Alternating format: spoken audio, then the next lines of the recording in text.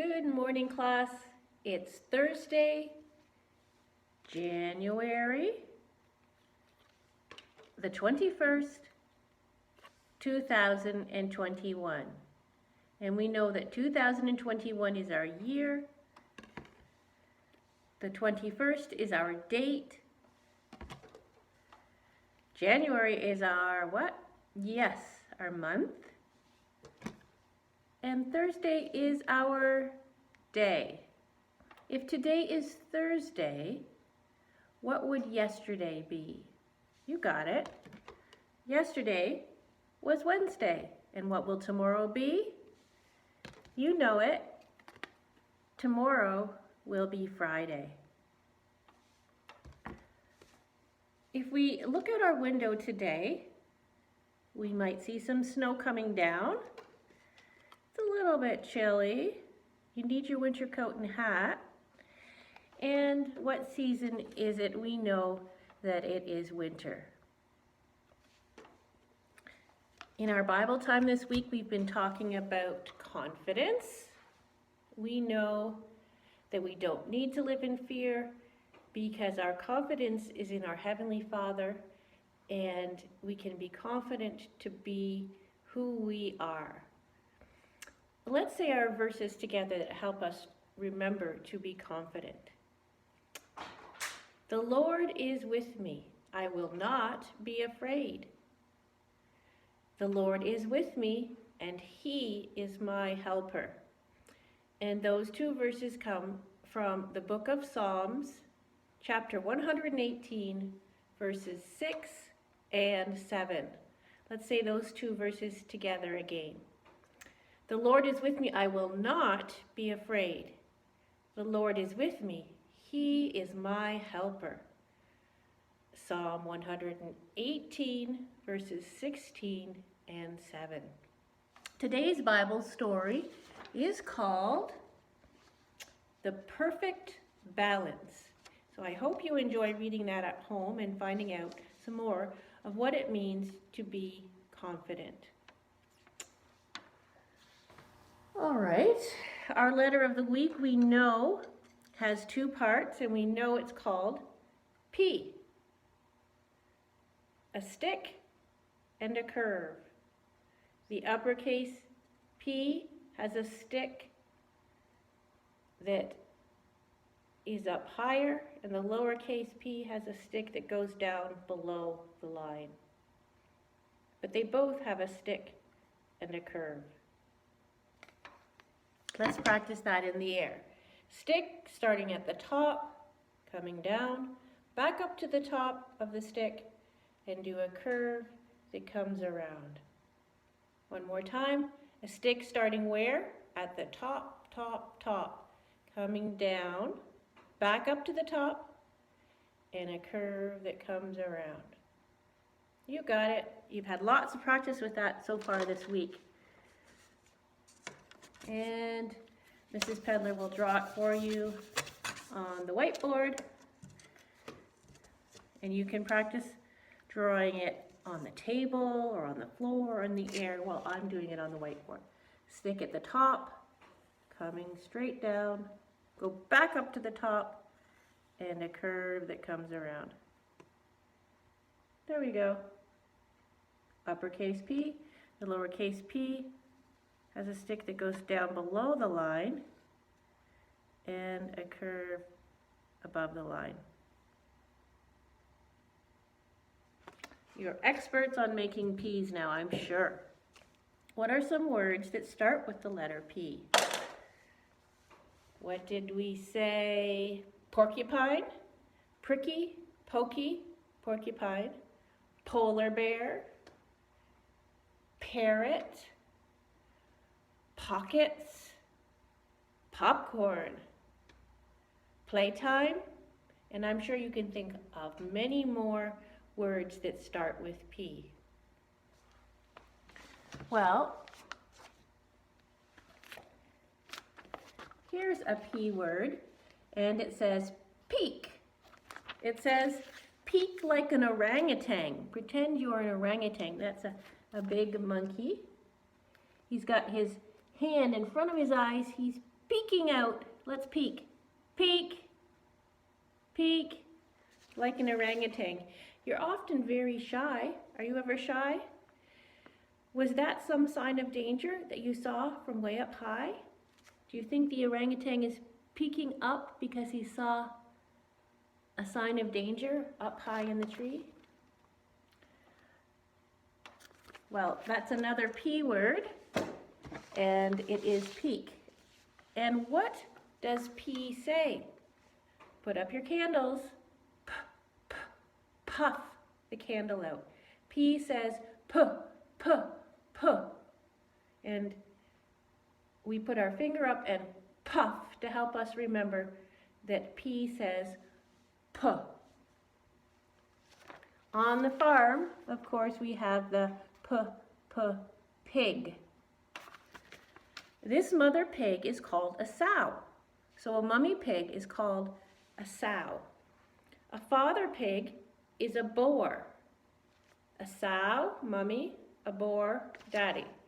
And a young pig or a child pig is called a piglet. So that's the pig family. The sow is the mummy, the boar is the daddy, and the piglet is the child. Pig family. Alrighty. Well, also in language, we've been talking about word families. And words that are in the same family, we know that they rhyme. And why does a word rhyme? It rhymes because it has the same ending, but a different beginning. So, on this worksheet here, you're going to fill in the blanks to put the beginning letter of the word. You have the last two letters or the word family for each picture, and you're going to put a letter at the beginning of the word to make a three-letter word. So the sound at the beginning added to the word family will make the word. And you've got some pretty good clues here because it gives you pictures for each word. So for instance, the first one, what's the picture? That's right, it's a cat. We see that cat is part of the at family. It has A-T, a-t, at. What letter do you hear at the beginning of at that would spell cat? Listen closely. K, k, k. Do you remember k, k, castanets? What letter says k, k? That's right, C. Do you hear the k sound at the beginning of cat? K, at. So what letter are you going to put in front of at? That's right, you're going to put a C. And C-A-T spells cat. For each picture, there's a different word family. You need to look at the picture, that's the clue. Say the word family or the ending of the word, and then figure out what letter to put at the beginning of the word to spell the three-letter word. So that's your language page for today. I know you can do it, and don't forget to ask for help if you need help.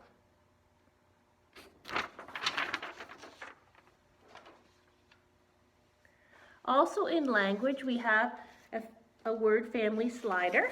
You were introduced to those last week.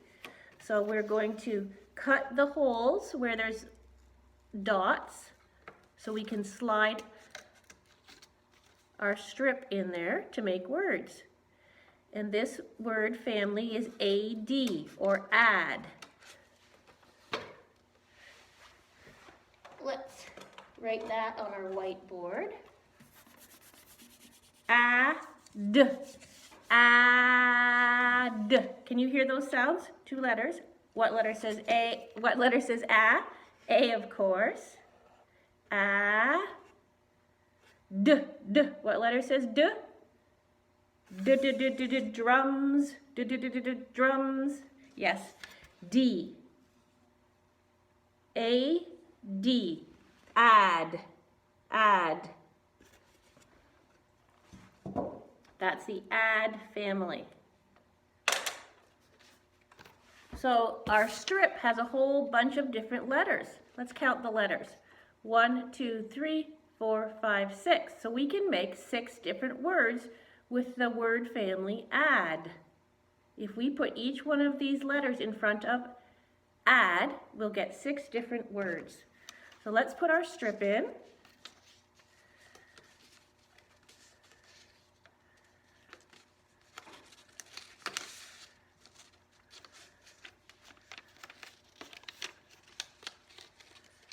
You have the slits cut. You can put your strip in. The first letter that we have is B. So B in front of add, what does B say?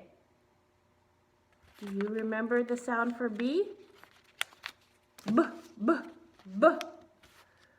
B in front of add. Let's put those sounds together. B, add, B, add, B, add, bad, bad, b, add, b, add, bad. Yeah, so that's the first word, bad. Let's do one more together. We'll pull our strip down a little bit further. What letter do we have next? We have an H. So let's put that H in front of add. Hot. Hot. H says we remember that. Add, add, had. You just spelled the word had. H-A-D. Add. So this is the add family, and you can make 6 different words in the add family with your word family slider. That's your language assignments for today. So we're going to move on to math. What have we been talking about in math? Do you remember? Yes, patterns. And we said we can make a pattern with pretty much anything. I'd like to know what things that you made patterns with in your house. So far together, we've made patterns with shapes, with colors, with shoes, with cups and plates, with Unifix cubes, those little cubes that you did in your math worksheet yesterday, with the bears. We could even make a pattern with chalk. What if we had blue chalk,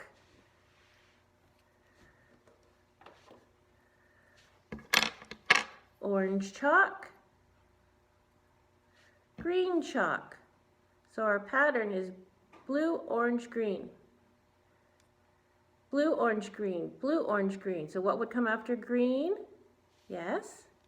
Then we'd have blue again. And what would come after blue? Blue, orange. Yes, then we'd have orange again. Blue, orange, green, blue, orange, and of course green.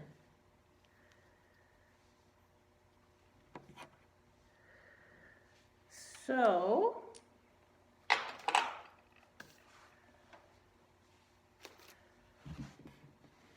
there, I'll put these up on the chalkboard eraser. Blue, orange, green,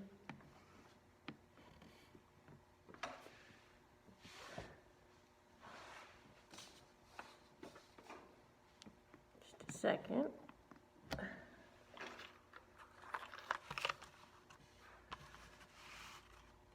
And blue, orange,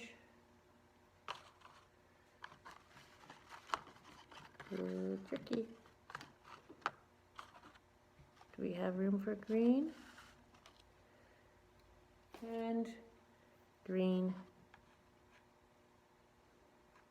Well, on our math worksheet today, we're making patterns with flowers. We don't see any flowers in the flower gardens yet, just snow because the flowers are sleeping. But I always look forward to the first signs of spring when the little crocus flowers come up, and I just love it when all the flower beds are full with different colors of flowers and different flowers. So this can remind us that spring is coming. This math worksheet is called Picking Flowers. And each row is a different pattern of flower. Circle the flower that comes next in the pattern. So we have a daisy, a tulip, a daisy, a tulip, a daisy what? Daisy, daisy? No, you would circle the tulip. Daisy, tulip, daisy, tulip, daisy, tulip, daisy, tulip. So you circle in the box whichever flower comes next in the pattern. Okay, so JKs, you're going to do that worksheet, and SKs, I'd like you to do it as well. And then SKs, you're also going to do a sheet in your math book. And today you're going to do page 109.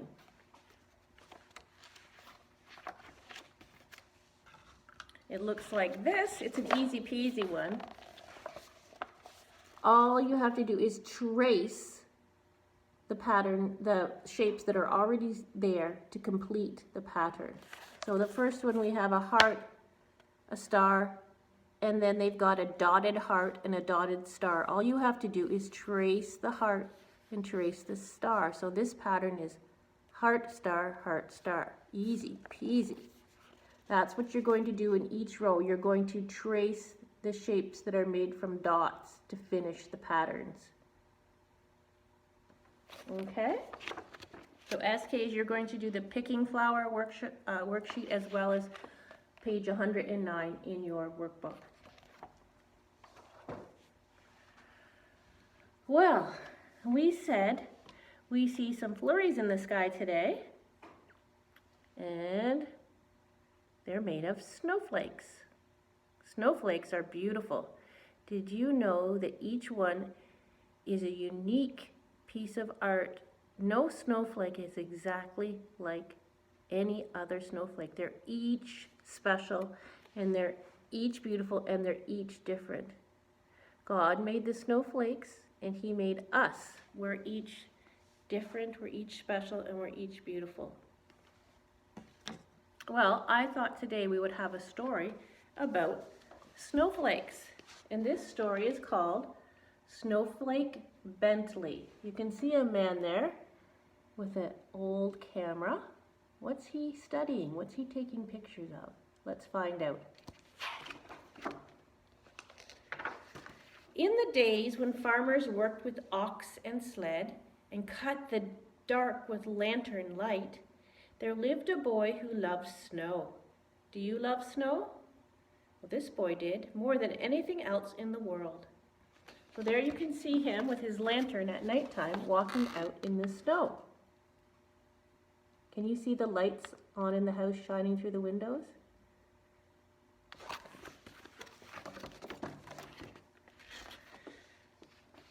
Wilson Bentley was born February 9, 1865. So that is like 155 years ago, on a farm in Jericho, Vermont. It was in the heart of the snow belt where they got a lot of snow. Willie Bentley's happiest days were snowstorm days. Do you love snow days? He watched snowflakes fall on his mittens, on the dried grass of Vermont farm fields, on the dark metal handle of the barn door. He said snow was as beautiful as butterflies or apple blossoms. Snow is beautiful. What do you think is more beautiful? Apple blossoms on a tree in springtime or snow in wintertime? Each season is beautiful in a different way. So there he is outside catching snowflakes on his mittens. He could net butterflies and show them to his older brother Charlie. So we know that would have to be in spring, right? He could pick apple blossoms and take them to his mother. but he could not share snowflakes because he could not save them. Willie's mother was his teacher until he was 14 years old. He went to school for only a few years. She had a set of encyclopedias at home, said Willie, and I read them all the time. So there he is in spring, catching a butterfly and picking some apple blossoms to give to his mother. So he learned at home until he was 14 years old. And you're learning at home now too, aren't you? When his mother gave him an old microscope, he used it to look at flowers. He had an inquiring mind. That means he was curious about the world and he wanted to find out. He used his microscope to look at flowers, raindrops, and blades of grass. Best of all, he used it to look at the snow. While other children built forts and pelted snowballs at roosting crows, Willie was catching single snowflakes in his hand. Day after stormy day, he studied the ice crystals. From his boyhood on, until he got older, he studied all forms of moisture or water. He kept a record of the weather, just like we talk about the weather every day. And he did many experiments with raindrops. So there's some children building a fort, which is always fun to do. And Willie is over here trying to collect snowflakes. Their intricate, that means beautiful and complicated patterns, were even more beautiful than he had imagined. He expected to find whole snowflakes that were the same and copies of each other, but he never did. Willie decided he must find a way to save snowflakes so others could see their wonderful designs. He found out that no two snowflakes were alike. For 3 winters, he tried drawing snow crystals. They always melted before he could finish. He learned that most crystals had 6 branches. For each snowflake, the 6 branches were alike. I found that snowflakes were masterpieces of design, he said. No one design ever repeated. So they weren't patterns. When a snowflake melted, just that much beauty was gone without leaving any record behind. Starting at age 15, he drew 100 snowflake crystals each winter for 3 winters. So there he is drawing the different designs of the snowflake crystals. When he was 16, Willie read of a camera with its own microscope. If I had that camera, I could photograph snowflakes, he told his mother. Willie's mother knew he would not be happy until he could share what he had seen. Fussing with snow is just foolishness, his father said. Still, he loved his son. When Willie was 17, his parents spent their savings and bought the special camera with the microscope. Wow, I wonder what Willie will be able to find out now. The camera made images on large glass negatives. Its microscope could magnify a tiny crystal from 64 to 3,600 times its actual size. That means that in the microscope on the camera, it made the snowflakes appear much larger than they really were, so he could study them better because he could see them better because the microscope made them appear much, much larger. He was taller than a newborn calf, the camera, and it cost as much as his father's herd of 10 cows. Wow, that was a big gift. His parents sacrificed to buy him that.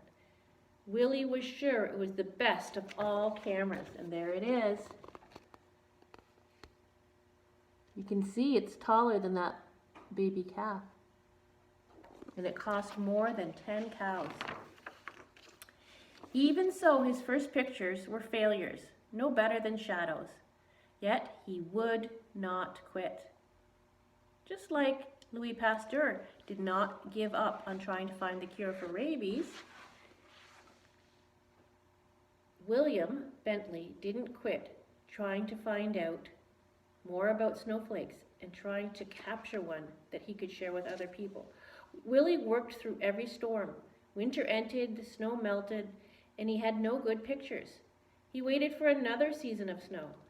One day, in the second winter, he tried a new experiment, and it worked. Willie had figured out how to photograph snowflakes. Now everyone can see the great beauty in a tiny crystal, he said. And I think we'll leave our story there and find out tomorrow, how did Willie capture the snowflake? And how was he going to show it to everyone else? I hope that you enjoy the rest of your day and get outside and play in that snow. And I'm looking forward to talking more about snowflakes with you tomorrow and finding out more about Snowflake Bentley. Bye for now.